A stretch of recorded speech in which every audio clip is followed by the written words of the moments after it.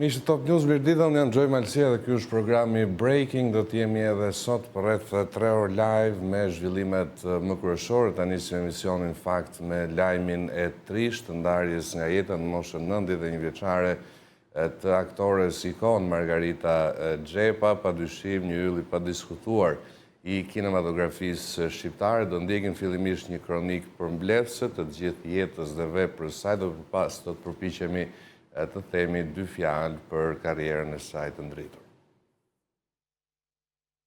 Margarita Xhepa, një nga figurat më të shquara të teatrit dhe filmit shqiptar, ka ndërruar jetë në moshën 93 vjeçare. Aktoria u shua gjatë orëve të para të mëngjesit të së njëjtës, rreth orës 3:00 në një spital në Tiranë. Margarita Xhepa, e lindur me 2 prill në Lushnjë, nisi karrierën e saj të shquar artistike në qytetin e saj dhe vazhdoi të mbante një vend të veçantë në skenën teatrale dhe kinematografike shqiptare. Gjatë karrierës së saj, ajo interpretoi mbi 150 role teatrale dhe 32 role në filma, duke lënë një ndikim të thellë në dramaturgjinë shqiptare dhe atë botërore. Disa nga rolet më të njohura të saj përfshin Ofelian në Hamleti, vajzën e dytë në Mbretin i Lirë, Dadon në Romeo e Julieta dhe mbretëreshën Margaret në Ricardi III.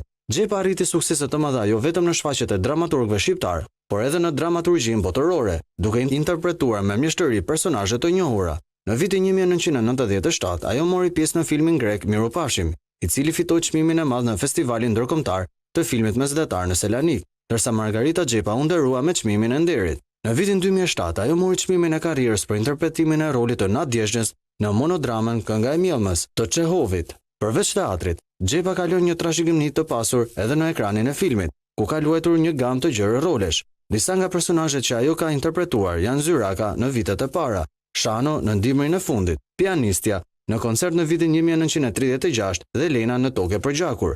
Aktoria do të përcillet në banesën e fundit të premten me 4 prill.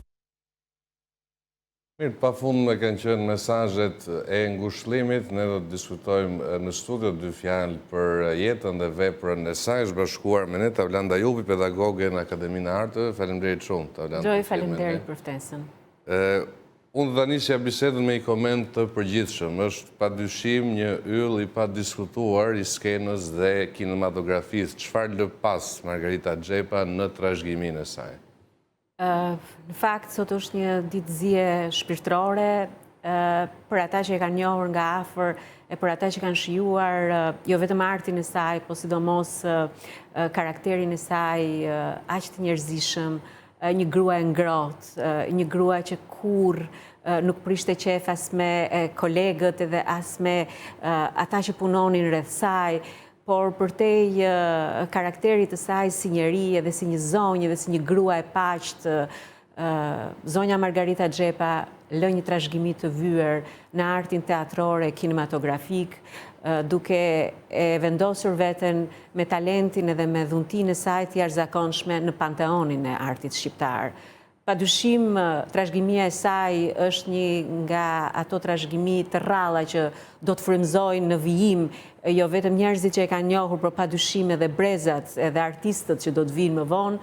E përtej kësaj do të na duhet të themi që Shqipëria sot ka humbur jo vetëm një artiste të madhe, jo vetëm një zonjë të paqtë, por Shqipëria sot ka humbur një qytetare nga ato që i vinë rrallë Shqipërisë. Ndërkohë nga, po themi, e gjithë karriera e saj duket si një artiste që la shenjë, jo vetëm, po themi, në film, por edhe tek memoria shoqërore, pra duke si një artiste që kishte realisht një peshë, si që përmëndët edhe ju, që të ngrohte, të jepte, po themi, një lloj kontakti, qoftë me ekranin, qoftë me teatrin. Ajo, në fakt, jo vetëm ka lënë gjurmë. Unë e shikoj shumë nga ana dhe profesionale, ajo ka lënë një shkollë të tërë se si mundet një aktor të punoj me rolin, si mundet një aktor të komportohet në film apo në teatr. Zonja Margarita kishte një natyrshmëri të padiskutueshme në film dhe një përmas të jashtëzakonshme skenike. Të bësh bashkë këto 2 elemente profesionalisht, më beso Gjoj, janë jashtëzakonisht të vështira, sepse një aktor i mirë teatri ndoshta do t'i duhen procese të tëra me veten dhe procese të imta të punës për të kaluar në një aktor të mirë filmi. Zonja Margarita i kishte të dyja përmasat dhe Zoti ja kishte dhënë këtë dhunti për të qenë një aktore e shkëlqyer në skenë, një aktore me përmas të jashtëzakonshme skenike, por po aq një aktore e natyrshme, me një naturalitet mbreslënës po aq edhe në film. Një nga rolet e saj më të paharruar për mua atëherë dhe fëmijë, më kujtohet roli që ajo ka luajtur në Tokë e Përgjakur.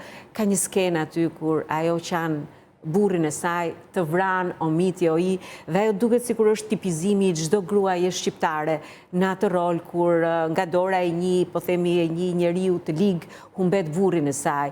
Unë jam e bindur që çdo grua shqiptare, çdo nënë shqiptare, aty ka parë veten e saj, aty ka ndjer jo vetëm lidhjen shpirtërore ndërmjet artit edhe folkur, po sidomos tipike në një gruaje shqiptare që përpiqet të mbajë familjen e saj dhe përballet me një dramë të tillë si humbja e burrit. Ç'nuk mund të themi sot për zonjën Margarit, ajo që unë besoj që do duhet përmendi më së shumti është pikërisht naturaliteti i saj për të qenë njëkohësisht edhe një zonjë, një artiste madhe, po padyshim edhe një njeri thjesht e i përditshëm, një njeri që ti mund ta prekje të bisedoje dhe nuk e di se si ka arritur ajo zonjë e madhe t'i bënte bashk këto dy përmasa. Pra një njeri i madh në të njëjtën kohë dhe një njeri i zakonshëm në të njëjtën kohë. Ndërkohë, se i takon, po themi, portretit saj, duket sikur ka një thellësi që prekte tek publiku. Ju personalisht si e mbani mend në kontaktet që mund keni patur? Unë e kam pasur disa dimensionale njohjen me zonjën Margarit, nuk kam pasur fatin të punoj me të në skenë, por padyshim njohjet kanë qenë të shumta edhe për shkak të marrëdhënies me profesor Xhevdetin, djalin e saj, të cilit i gjendemi pranë në këto momente të vështira. Unë mbaj mend një thënie vazhdimisht kur ajo jepte këshilla dhe ajo gjithmonë kishte një fjali me të cilën e fillonte këshillën e saj.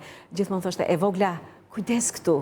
Dhe ty të bënte përshtypje që sado ajo mund të të bënte ndonjë këshill ose ndonjë vretje që ndonjëherë profesionalisht ti edhe mund mos bie dakord ose edhe bie dakord. Pra kishe mënyrën e saj të thënit të gjërave dhe kjo mënyrë e bënte aq të afërt me njerëzit, aq të prekshme nga të gjithë njerëzit që mund ta kenë njohur ose që mund të kenë punuar me të.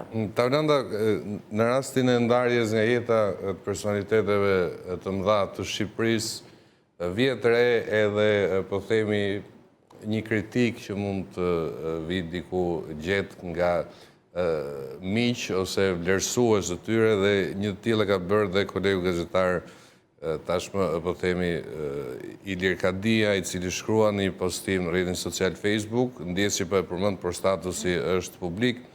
Margarita Xhepa shkruan ai, më tha 10 vjet më parë, për vdekjen time i kam lënë më njan parat e drekës dhe të varrit tim që të mos i rëndoj djemt. Nuk kam më shumë se artistët në Shqipëri as rrojnë e as vdesin të pasur duke